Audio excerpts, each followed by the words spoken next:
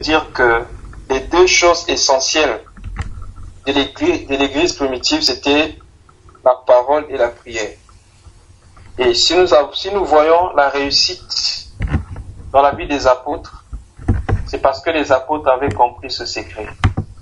Et lorsque nous examinons bien par rapport à l'église primitive, nous voyons entre l'église primitive et l'église en ce temps de la fin, il y a un grand écart. On a comme l'impression que le Dieu qui avait marché avec Paul, avec Pierre, avec Étienne, etc., a changé. Bien aimé, Dieu ne change pas. La Bible dit qu'il est le même hier, aujourd'hui, éternellement. S'il y a eu un changement, c'est de notre côté. Et selon la loi de cause à effet, si nous faisons, bien aimé, les mêmes choses, les mêmes causes produisent les mêmes effets.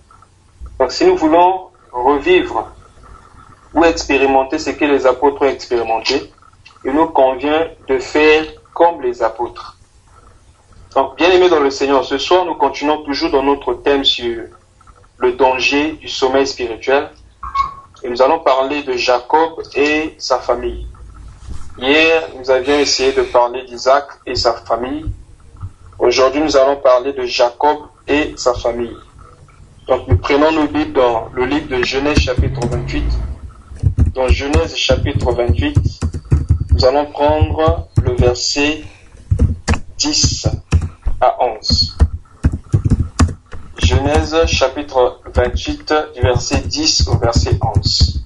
Voici ce que la Bible déclare. Jacob partit de Beersheba et s'en alla à Charan.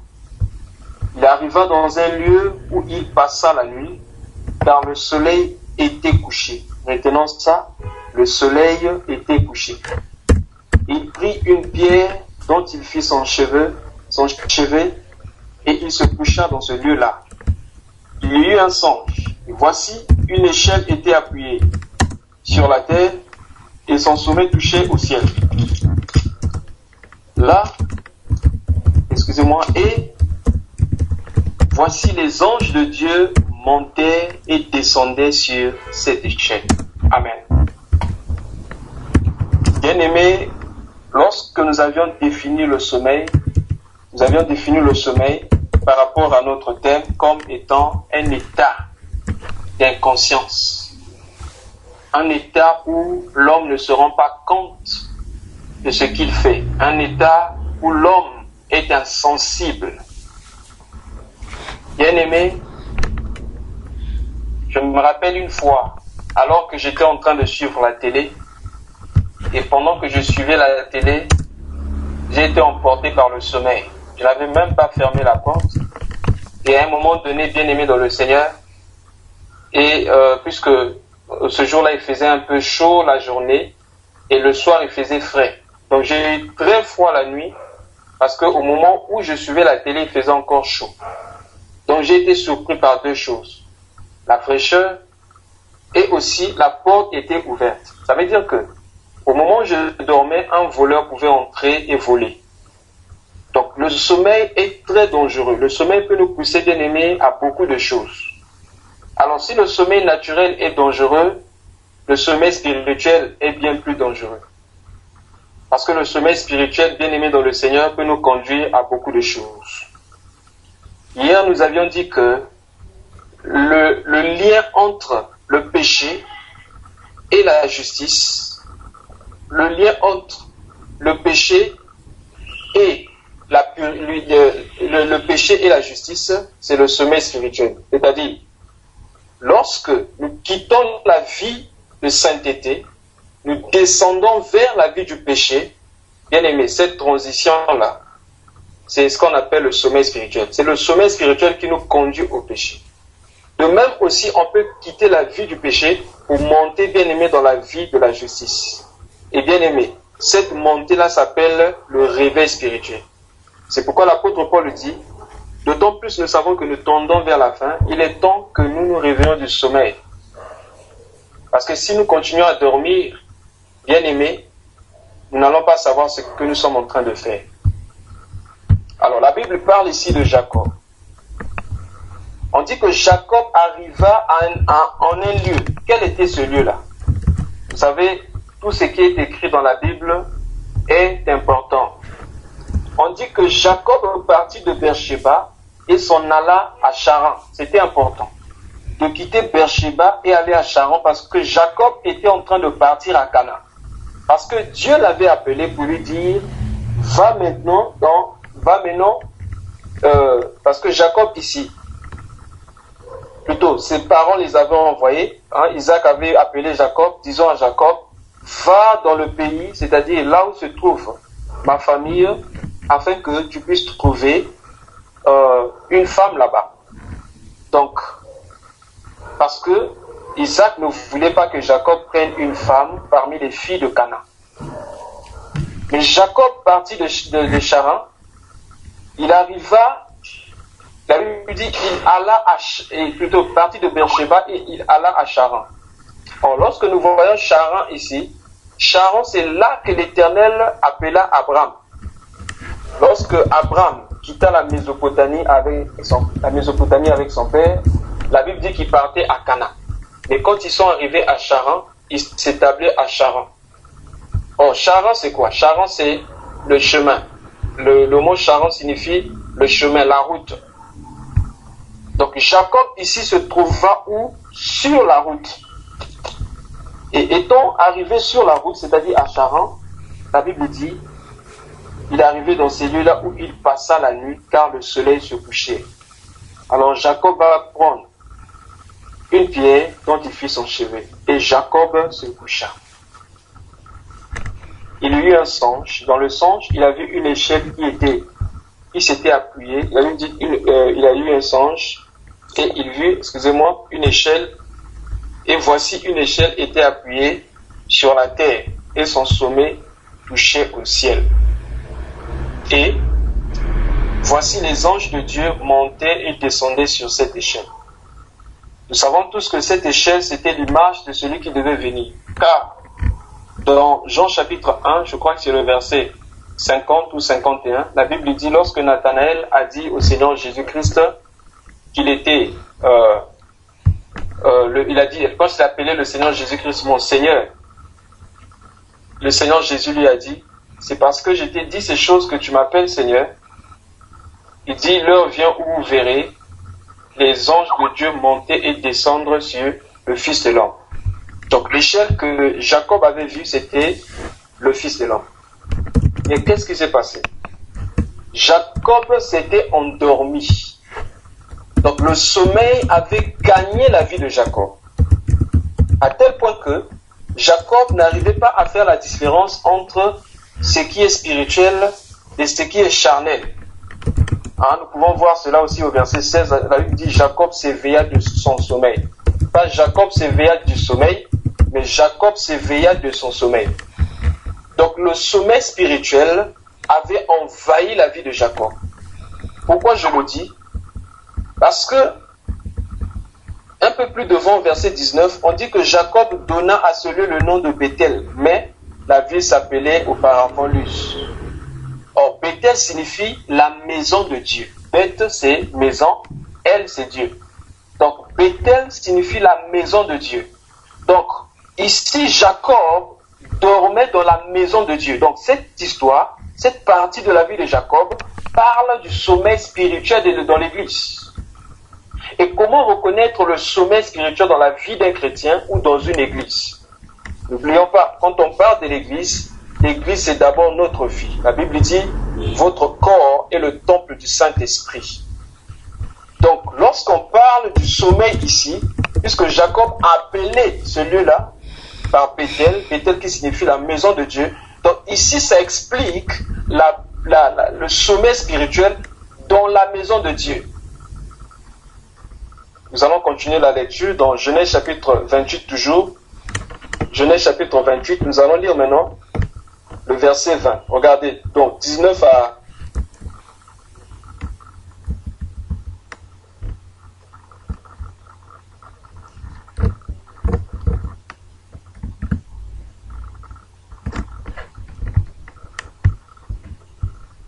Et si je retourne en paix. vraiment, moi je ne sais pas ce qui se passe avec ma connexion ce soir. Donc, on peut continuer. Moi maintenant j'entends, mais je ne sais pas si les autres entendent. Je ne sais pas quand ça s'est coupé, mais nous allons revenir sur ce que nous étions en train de dire. Nous disions que cette histoire de Jacob qui s'éveilla, la Bible dit Jacob s'éveilla de son sommeil et il dit certainement l'Éternel était en ce lieu et moi je ne savais pas. Ensuite Jacob donna à ce lieu le nom de Bethel, mais la ville s'appelait Luz. Et nous voyons ici Jacob faire un vœu à l'Éternel en disant que si l'Éternel me garde, alors l'Éternel sera mon Dieu. Si l'Éternel me donne à manger, alors l'Éternel sera mon Dieu. Si l'Éternel me donne des habits, alors l'Éternel sera mon Dieu. Et nous disions que ça c'est exactement ce qui se passe aujourd'hui dans plusieurs assemblées. Les églises même qu'on appelle les églises de réveil. Et malheureusement, les gens ne sont pas réveillés, c'est le sommeil qui a pris place. Pourquoi? Parce que ici, Jacob connaissait le sommeil spirituel. Et dans son sommeil spirituel, le vœu qu'il a fait à l'Éternel ne concernait que les choses matérielles, les choses terrestres. Et c'est actuellement le cas de l'Église. Le type de l'Église, le type de plusieurs ministres aujourd'hui. Quand on appelle les gens, venez à Jésus, vous aurez le mariage. Venez à Jésus, vous aurez des habits, vous aurez des voitures, vous aurez des avions, etc. Bien aimé, ça prouve le sommeil spirituel dans l'Église du Seigneur. Parce qu'on a laissé le fondamental. On a laissé ce qui est primordial. Le Seigneur Jésus a dit, cherchez en premier lieu le royaume des cieux. Et le reste vous sera donné par-dessus. Mais aujourd'hui, bien aimé, on cherche d'abord le reste. Et bien aimé, c'est ça le type de Jacob. Jacob dit, si l'Éternel me garde, aujourd'hui tout le monde va à l'église pour chercher la protection. On demande même des offrandes aux gens pour la protection. Si tu veux bénir, si tu bénis l'homme de Dieu, Dieu va te protéger. Si tu bénis, si tu places l'argent dans le panier, Malachie 3, 10 va s'accomplir dans sa vie. Où la Bible dit, mettez-moi à l'épreuve, apportez dans la maison du trésor les dîmes et les offrandes. Mettez-moi à l'épreuve, vous verrez si je veux menacer celui qui dévore. Mais on n'enseigne pas la crainte de Dieu. Or, la Bible dit dans le livre des Psaumes, l'ange de l'Éternel compte tout autour de ceux qui les craignent, pour leur délivrer du danger, pour les délivrer du danger, bien aimés dans le Seigneur.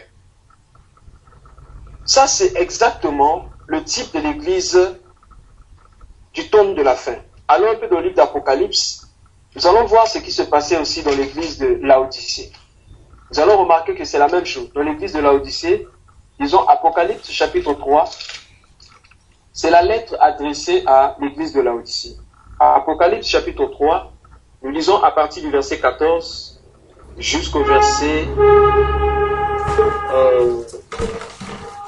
je commence seulement à partir du verset... je commence à partir du verset 14, c'est mieux. Apocalypse 3, 14 à 20. Écrit à l'ange de l'église de Laodicée. Voici ce que dit l'Amen, le témoin fidèle et véritable. Le commencement de la création de Dieu. Je connais tes œuvres. Je sais que tu n'es ni froid ni bouillant. Puisses-tu être froid ou bouillant? Ainsi, parce que tu es tiède et que tu n'es ni froid ni bouillant, je te vomirai de ma bouche. Parce que tu dis, je suis riche. Je me suis enrichi et je n'ai besoin de rien. Et parce que tu ne sais pas que tu es malheureux, misérable, aveugle et nu. Je te conseille d'acheter de moi de l'or éprouvé par le feu, afin que tu deviennes riche, et des vêtements blancs, afin que tu sois vêtu et que la honte de ta nudité ne paraisse pas, et un collier pour oindre tes yeux, afin que tu vois. Moi je reprends et je châtie tous ceux que j'aime. Aie donc du zèle et réponds-toi. Verset 20. Voici, je me tiens à la porte et je frappe. Si quelqu'un entend ma voix et ouvre la porte, j'entrerai chez lui, je souperai avec lui et lui avec moi. Bien-aimé dans le Seigneur. Regardez bien cette église, l'église de Laodicée. On dit que dans cette église, les gens pensaient être riches, certainement riches aux yeux du monde. Mais aux yeux de Dieu, c'était les plus pauvres. Ces gens croyaient qu'ils étaient habillés, mais aux yeux de Dieu, ils étaient nus. Ça veut dire quoi? Cette église avait perdu le discernement. Cette église commençait à dormir spirituellement comme l'église de ce temps de la fin. Pourquoi? Parce que, bien aimés dans le Seigneur, nous avons laissé ce qui est fondamental. Nous avons oublié ce qui est essentiel. Aujourd'hui, ce qu'on appelle les richesses dans l'église, ce n'est pas ce que Dieu considère comme richesse. Car la Bible dit, tout ce qui est élevé devant les hommes est une abomination aux yeux de l'Éternel. Aujourd'hui, ce que l'église appelle le succès, ce n'est pas ce que Dieu considère comme succès. Lorsqu'on parle du succès, les gens parlent quelquefois du nombre de fidèles. Les gens parlent, bien aimés, quelquefois de la beauté de l'église, bien aimés dans le Seigneur. Dieu ne regarde pas toutes ces choses, mais Dieu regarde d'abord à la qualité. Dieu ne considère pas la quantité. Mais aujourd'hui, bien aimé, l'église dit qu'elle est riche. L'église dit qu'elle a besoin de personne, mais devant Dieu, cette église est nue. Cette église n'est pas habillée. Cette église est aveugle.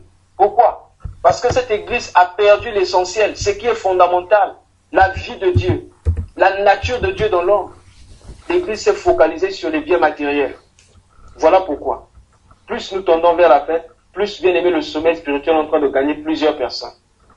Et l'évangile dit de la prospérité est devenu bien aimé, comme un évangile bien aimé qui doit être prêché. L'évangile du temps, bien aimé. C'est pourquoi la Bible dit que nous ne devons pas marcher selon le siècle présent. Nous ne devons pas nous conformer, bien aimé, selon le siècle présent. Nous devons être transformés par le renouvellement de l'intelligence, par l'Esprit Saint, afin que nous discernions, bien aimé, quelle est la volonté de Dieu. Ce qui est bon, agréable et parfait. Quel est, bien aimé, le type de l'église en ce temps de la fin, l'église qui dort? Bien aimé, c'est l'église dans laquelle Jésus n'est pas. Où est Jésus? Jésus était dehors, à la porte. Mais parce qu'il nous aime, il continue à frapper. Est-ce que tu peux me laisser entrer dans ta vie? Comme je disais tout à l'heure, l'église, c'est pas d'abord une maison, c'est pas d'abord une assemblée là où les gens se rassemblent, c'est d'abord, bien aimé, ta vie, c'est d'abord ma vie. Est-ce que Jésus est dedans? Quelle est, bien aimé, notre motivation? Quel est le désir profond de notre cœur? Est-ce que c'est la vie de Dieu? Est-ce que ce sont les choses de Dieu? Ou simplement les choses que nous voulons obtenir auprès de Dieu? La plupart des chrétiens aiment ce qu'ils demandent à Dieu plus que Dieu lui-même. Ça, c'est de l'hypocrisie. Lorsque nous aimons ce que nous voulons obtenir de quelqu'un plus que la personne elle-même, nous sommes hypocrites. Et c'est exactement ce qui se passe dans l'église aujourd'hui. Plusieurs vont pour chercher auprès de Dieu, mais plusieurs ne vont pas pour chercher Dieu. Voilà pourquoi nous sommes en train de dormir spirituellement. Bien aimés, il est temps que nous nous réveillons du sommeil. Lorsque nous prions, quelle est notre motivation? Est-ce que c'est d'abord connaître Dieu? La Bible dit dans le livre de Jean, chapitre 17, verset 3. Car la vie éternelle est qu'ils te connaissent toi, le véritable Dieu, et celui que tu as envoyé. Est-ce que nous faisons de la connaissance de Dieu bien-aimé le sujet de nos recherches? Est-ce que nous pouvons quelquefois jeûner bien-aimé parce que nous voulons connaître Dieu, parce que nous voulons comprendre Dieu? Ou bien nos jeûnes, c'est simplement parce que nous voulons obtenir quelque chose?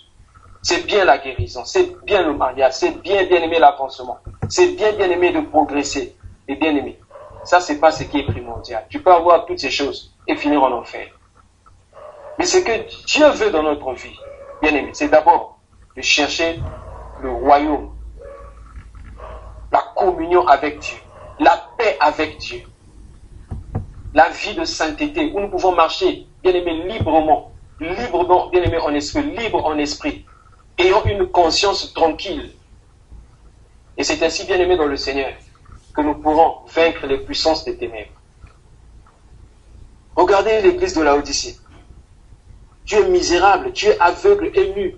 Mais le Seigneur ne veut pas laisser cette église. Il dit, je te conseille d'acheter de moi l'or pur, l'or éprouvé par le feu. Bien aimé, l'or parle de la divinité. Achète auprès de moi. Mais comment acheter, bien aimé? Pour acheter auprès du Seigneur, c'est gratuitement. Comme cela est écrit dans le livre d'Ésaïe. Nous pouvons lire ça dans Ésaïe chapitre, je crois que c'est Ésaïe chapitre 51. Ésaïe chapitre, non, c'est pas 51, où on dit, voilà, Ésaïe chapitre 52, nous allons lire à partir du verset 1 jusqu'au verset 3. Réveille-toi, réveille-toi. Réveille ta pâture, Sion. Réveille tes habits de fête, Jérusalem, ville sainte. Car il n'entrera plus chez toi, ni incirconcis, ni impur. Secoue la poussière. Lève-toi, mets-toi sur ton séant, Jérusalem. Détache les liens de ton cou. Captive fille de Sion. Car, ainsi parle l'Éternel, c'est gratuitement que vous avez été vendus. Et ce n'est pas à prix d'argent que vous serez rachetés. Oh, bien-aimés dans le Seigneur. La Bible dit c'est gratuitement que vous avez été vendus. Mais ce n'est pas à prix d'argent que vous serez rachetés. C'est pourquoi la Bible dit que nous avons reçu gratuitement, nous devons se donner gratuitement. Mais qu'est-ce que nous remarquons dans l'Église en ce temps de la fin? On commence à vendre des miracles. Pour faire une prière, il y a maintenant des prières bien aimées spéciales. Prière de $1000, prière de 500 €. Et qu'en est-il de ceux qui n'ont pas l'argent? Bien aimés dans le Seigneur. Voilà l'Église en ce temps de la fin. Et c'est devenu bien aimé normal. On fait des prières spéciales. Bien aimé, tout homme de Dieu qui demande l'argent pour prier pour quelqu'un, c'est pas un homme qui vient de Dieu. Parce que ce qu'on a reçu de Dieu, on le donne gratuitement. On ne demande pas l'argent. Mais Jacob, bien aimé, c'était le type de l'Église de ce temps de la fin, qui cherchait le matériel. Bien aimé, examinons nos vies. Qu'est-ce qui est en premier dans nos vies? Est-ce que c'est Dieu ou c'est pas Dieu?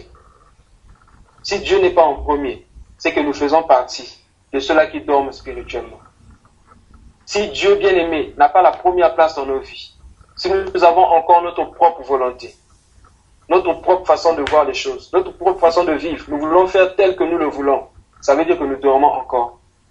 Mais la Bible dit, le verset que nous venons de lire dans Isaïe chapitre 52, réveille-toi.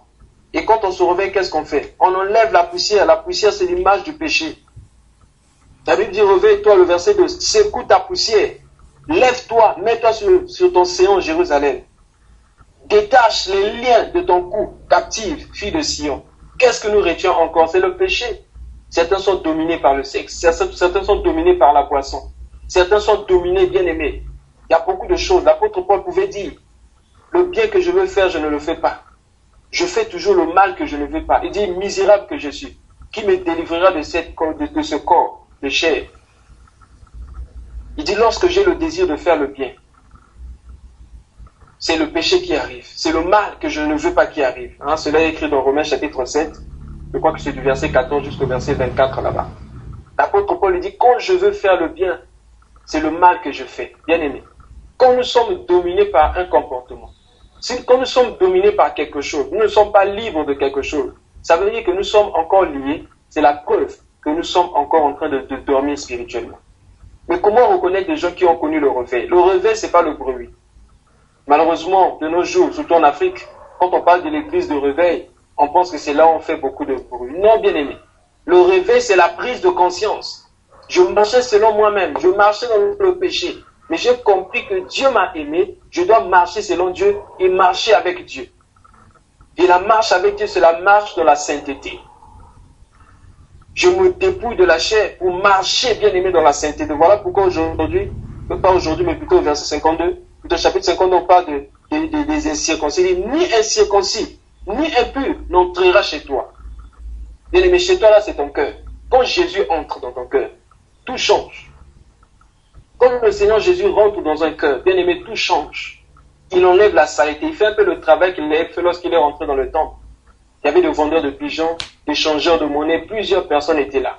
Mais dès que Jésus est rentré avec la chicotte, il a chassé toutes ces personnes. Bien aimé. Il y avait des choses que je n'arrivais pas à laisser. Je voulais laisser, mais je n'arrivais pas. Pourquoi? Parce que j'essayais de faire par moi-même. Aussi longtemps que nous allons chercher à fournir nos propres efforts, bien aimé, nous ne pourrons pas. Je bénis le Seigneur du verset que le frère Frélin avait donné avant-hier. Dans Jean chapitre 15, verset 5, la Bible dit, moi je suis le sceptre, vous êtes le sarment. Si vous vous attachez à moi, vous porterez beaucoup de fruits. Car sans moi, vous ne pouvez rien faire. Sans Jésus, vous ne pouvez rien faire. Sans Jésus, je ne pouvais rien faire. Mais quand j'ai laissé ma vie, j'ai abandonné ma vie entre ses mains. C'est comme ça que le Seigneur a donné un sens à ma vie. Il m'a libéré de toutes ces choses que je ne pouvais pas laisser par moi-même. Oh, bien-aimé dans le Seigneur. Si nous sommes en train de dormir ce soir, le Seigneur nous appelle à nous réveiller du sommeil. Parce que le Seigneur, c'est un Dieu saint, qui fait que nous marchons dans la sainteté. Et si on parle de Jérusalem, on dit, ni incirconcis, ni impur n'entrera plus chez toi. Pourquoi? Parce que Jésus a pris place. Plusieurs personnes ont expérimenté la délivrance. Mais la délivrance, il faut savoir comment la gérer. Il faut savoir comment bien aimer. Délivrance. La Bible dit dans Matthieu 12, du verset 43 jusqu'au verset 45. Et lorsqu'un mauvais esprit sort du corps, il dit, il va dans un autre corps. Disons, quand un esprit mauvais sort du corps, il va dans un lieu, s'il ne trouve pas de repos, il repartira dans son ancien corps. Et la Bible dit, s'il vient trouver, la Bible appelle le corps la maison. Il dit, si il trouve la maison balayée, bon, disons ça pour ne pas dire le contraire, disons ça rapidement dans Matthieu chapitre 12, c'est toujours important de lire. Matthieu chapitre 12, nous allons prendre le verset 43 jusqu'au verset 45. Lorsque l'esprit impur est sorti d'un homme, il va par les lieux arides, cherchant du repos. Et il n'en trouve point, alors il dit, je retournerai dans ma maison, d'où je suis sorti. Et quand il arrive, il la trouve vide, balayée et ornée. Il s'en va et il prend avec lui 7 autres esprits plus méchants que lui. Ils entrent dans la maison, c'est-à-dire dans le corps d'un homme, s'y établissent, et la dernière condition de cet homme est pire que la première. Et il en sera de même pour cette génération méchante. Il faut apprendre à gérer la délivrance. Lorsqu'on chasse un mauvais esprit, il faut que le Saint-Esprit prenne place. La maison peut être propre, balayée, comme on a dit ici, ornée. Mais la maison ne doit pas être vide. Il faut que le Saint-Esprit prenne place. Il faut que la vie de Jésus bien-aimé s'installe dans notre vie, afin que nous restions toujours éveillés. Car si Christ n'est pas dans notre vie bien-aimée, le sommeil spirituel reviendra. Et notre condition sera même pire. Qu'est-ce que je vais dire? S'il y a des choses bien-aimées que nous n'arrivons pas à laisser, donnons simplement nos vies au Seigneur. Lui-même, il prendra soin de nous. C'est ce que la Bible dit dans le livre de 1 Pierre chapitre 5, le verset 7. La Bible dit, déchargez-vous sur lui de tous vos soucis, car lui-même prend soin de vous. Sans Christ, bien-aimé, on ne peut rien faire. Et avec Christ, nous pouvons tout faire. La Bible dit, avec Dieu, nous ferons des exploits, car il écrasera nos ennemis. Donc, bien aimé, nous voyons ici par rapport à la vie de Jacob. Jacob, c'était un chrétien charnel, parce que n'oublions pas que Jacob ici se trouve à Bethel. Bethel, c'est la maison de Dieu. Donc, c'est un chrétien, mais c'est un chrétien charnel. Et comment reconnaître un chrétien charnel? Allons dans 1 Corinthiens chapitre 3, nous allons voir les caractéristiques des chrétiens qui sont chrétiens, mais qui sont charnels. 1 Corinthiens chapitre 3, je crois que tout le chapitre nous présente les caractéristiques des chrétiens charnels. 1 Corinthiens chapitre 3, je peux commencer à partir du verset 1. La Bible dit, pour moi, frère, ce n'est pas comme à des hommes spirituels que j'ai pu vous parler, mais comme à des hommes charnels, comme à des enfants en Christ. Je vous ai donné du lait, non de la nourriture solide, car vous ne pouviez pas la supporter et vous ne le pouvez pas même à présent. Parce que vous êtes encore charnel, en effet, puisqu'il y a parmi vous de la jalousie. Voilà comment on reconnaît un chrétien charnel. Puisqu'il y a parmi vous de la jalousie. Donc, comment reconnaître un chrétien charnel? Quand il y a encore la jalousie dans nos cœurs, on peut voir aujourd'hui comment les hommes de Dieu se frappent sur Internet et à la télé, etc., à cause de la jalousie. Les disputes. Si nous avons encore la jalousie dans notre cœur, nous manifestons la jalousie. Les disputes. La Bible dit, n'êtes-vous pas charnel et ne marchez-vous pas selon l'homme? Quand l'un dit, moi je suis de Paul, et l'autre dit, moi d'Apollos, n'êtes-vous pas des hommes? Mais c'est ce qui est rentré dans l'église aujourd'hui, bien-aimés. Regardez bien l'église. Combien aujourd'hui, bien-aimés, élèvent leurs dirigeants spirituels, élèvent leurs églises. Ah, nous sommes des catholiques. nous sommes les protestants, nous sommes les baptistes, nous sommes les luthériens, nous sommes de telle église, nous sommes de telle église, nous sommes du chapelle de vainqueur, etc. Nous sommes de la manne cachée, nous sommes de l'église LBT, bien aimé. Est-ce que Christ connaît toutes ces choses?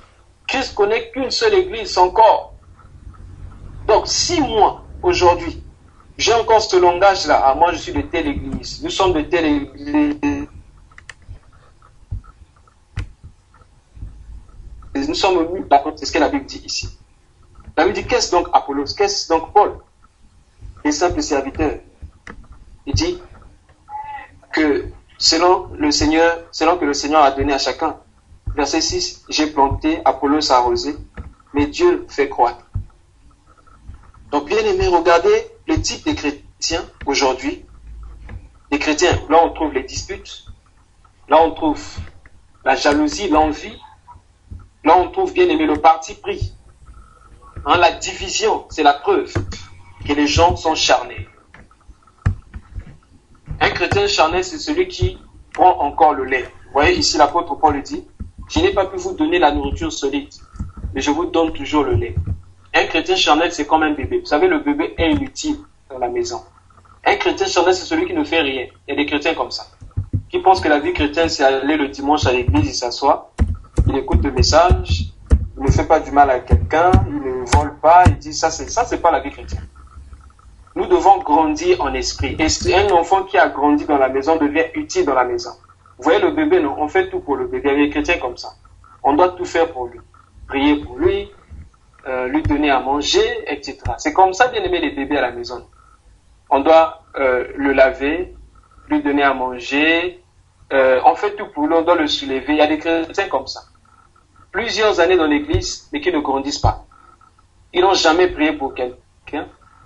Ils n'ont jamais aidé quelqu'un à avancer. Ils ne font jamais quelque chose dans les assemblées. Ils sont là, ils vont seulement le dimanche, ils écoutent le message, et quelquefois ils ouvrent la Bible seulement le dimanche quand on donne le passage. Bien aimés, nous devons grandir. Si nous ne grandissons pas dans notre vie spirituelle, c'est la preuve que nous sommes encore charnés. Donc, aujourd'hui, on va introduire quelque chose que nous allons continuer plus tard, toujours par rapport à l'autre là, à Jacob. Prenons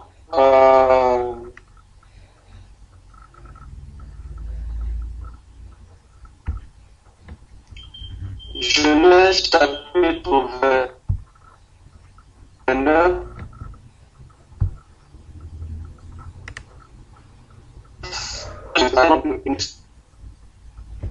Nous allons lire le verset 16, du verset 16 jusqu'au verset 18. Or, Laban avait 2 filles. L'aînée s'appelait Léa et la cadette Rachel. Léa avait les yeux délicats. Regardez bien la différence entre Léa et Rachel. Léa avait les yeux délicats, mais Rachel était belle de taille et belle de figure. Verset 18. Jacob aima Rachel et il dit, je te servirai 7 ans pour Rachel ta fille cadette. Qu'est-ce que nous remarquons? La différence entre Léa et Rachel, c'est que Léa avait des yeux délicats. Mais Rachel, c'était la beauté extérieure. Et Jacob était attiré par la beauté extérieure. Comment reconnaître un chrétien charnel? Ou lorsque, bien aimé, nous commençons à dormir spirituellement. C'est lorsque nous jugeons selon l'extérieur. C'est lorsque nous cherchons, nous voyons tout. Nous jugeons tout selon l'extérieur. Nous ne regardons pas ce qui est intérieur. N'oublions pas, la Bible dit, l'homme regarde à ce qui frappe aux yeux, mais Dieu regarde au cœur. Et le Seigneur Jésus a dit, l'œil est la lampe du corps. Si ton œil marche bien, si ton œil fonctionne bien, tout ton corps sera éclairé. Mais si ton œil ne fonctionne pas bien, tout ton corps sera dans les ténèbres. Jacob aima Rachel à cause de sa beauté. Et bien aimé dans le Seigneur, Rachel était un grand piège pour Jacob. Je parle en général, nous allons voir ça plus tard. Qu'est-ce que nous avons remarqué? Il va travailler pour Rachel. Et finalement, le jour où on devait lui donner la femme, au lieu qu'on lui donne Rachel, on lui a donné plutôt Léa. Et quand Jacob se réveille le matin, d'abord Jacob dormait. Comment est-ce que Jacob va avec Rachel sans se rendre compte que ce n'était pas Rachel, il va avec Léa sans se rendre compte que ce n'était pas Léa.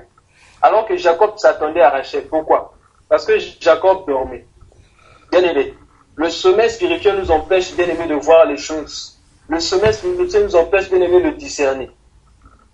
Il dormait tellement spirituellement qu'il n'a pas pu reconnaître que c'était Léa à la place de Rachel.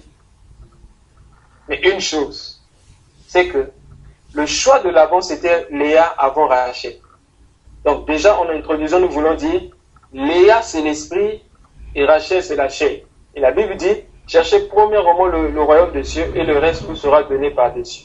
Donc lorsque Laban donna Léa à Jacob, c'était une façon de lui donner d'abord le royaume des cieux et il lui dit, après tu auras le reste qui est Rachel. Un peu plus devant, nous allons comprendre cela. Lorsque nous allons étudier, bien aimé, les caractères de Léa et les caractères de Rachel, nous allons comprendre que, en réalité, il fallait bien que Jacob puisse avoir Léa comme femme. Donc, nous remarquons d'abord, la première des choses, c'est vrai que